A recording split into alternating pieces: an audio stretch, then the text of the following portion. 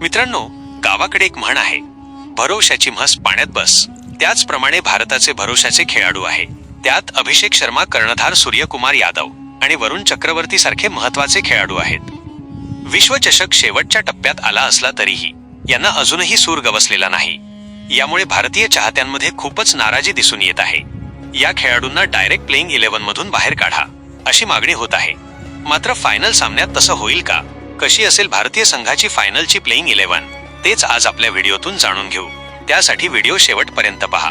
चॅनलवर नवीन असाल तर चॅनलला सबस्क्राईब जरूर करा.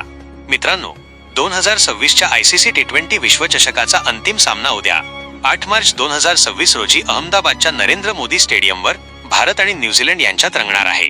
5 मार्च रोजी मुंबईतील वानखेडे स्टेडियमवर झालेल्या अटीतटीच्या उपांत्य फेरीत भारताने इंग्लंडचा 7 धावांनी पराभव करून अंतिम फेरीत प्रवेश केला आहे. या सामन्यासाठी भारतीय संघ सेमीफायनलमध्ये खेळवलेला संघच मैदानात उतरण्याची दाट शक्यता आहे. अभिषेक शर्मा आणि वरुण चक्रवर्ती या दोघांनाही प्लेइंग 11 मध्ये संधी मिळू शकते किंवा वरुण चक्रवर्ती ऐवजी कुलदीप यादव संधी मिळेल. अभिषेकने गेल्या काही सामन्यांत कमी धावा केल्या आहेत. इंग्लंड विरुद्ध फक्त 9 धावा केल्या. त्यामुळे त्याच्या जागी रिंकू सिंगला आणून ईशान किशनला सलामीला पाठवण्याची मागणी चाहते करत आहेत.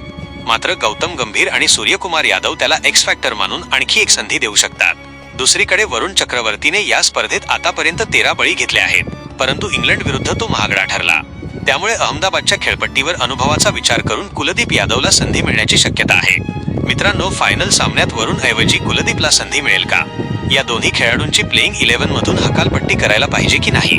तुमचे मत कमेंट बॉक्समध्ये जरूर लिहा. मीडिया रिपोर्टनुसार अशी असेल भारताची प्लेइंग 11.